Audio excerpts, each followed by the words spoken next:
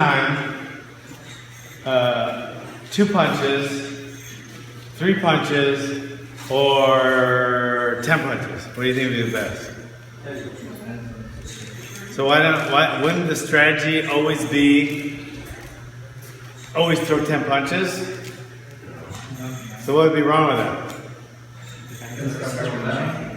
Yeah, but why does it depend? What would be a downside of going in throwing 10 punches? Let's say 6 punches. Take it down. What if your hands are up and you're punching like that? Take it down. Okay. Number one, that's one reason you don't see in the UFC or a real fight people just going and throwing 6 punches all the time, or else everyone would do it. Because they can get taken down, number one, or countered, number two. So do you think it would be better just to throw 1 all the time? No? Not all the time. So you should throw your 1 punch when you're trying to be a sniper. Okay? And then you throw the sniper shot and create an opening or some damage. Then you go in. You go in with 2. Say you go in with 2 because you see a little bit of damage. Then you crack them with that second punch and you just see a little more damage. You can always see it in their face or their legs. Then you go in and you start finishing them off with the 6 punches. Sometimes it's a better idea just to catch him off guard and throw 6 quick punches.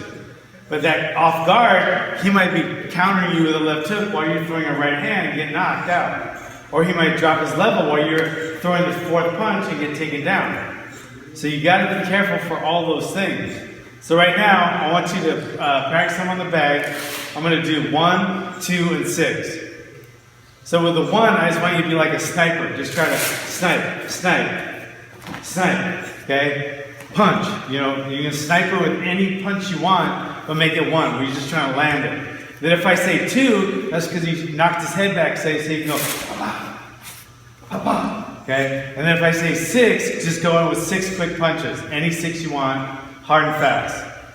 Okay? Because I want you to get used to, sometimes in the sparring I see too much 1, 1, 1, 1, 1, 2, 1, 1, 1, 2, etc. But I want you to start mixing up. So I'm going to have 1, 2, 3. And 1, 2, 3 is almost always the same. It's almost always 1, 2 hook. But sometimes it can be hook, straight right hook, whatever 3 you want. And then you heard Rhonda, you just go in then and you finish them off.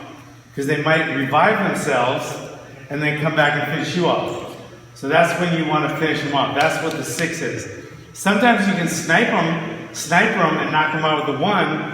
But your chances go up exponentially when you start throwing them more. So you could be either a sniper or like a machine gun, and then there's a 2 and 3 in between. Alright? So let's get on the bag and start working.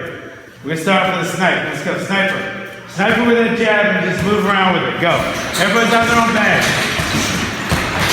Let's go. There we go.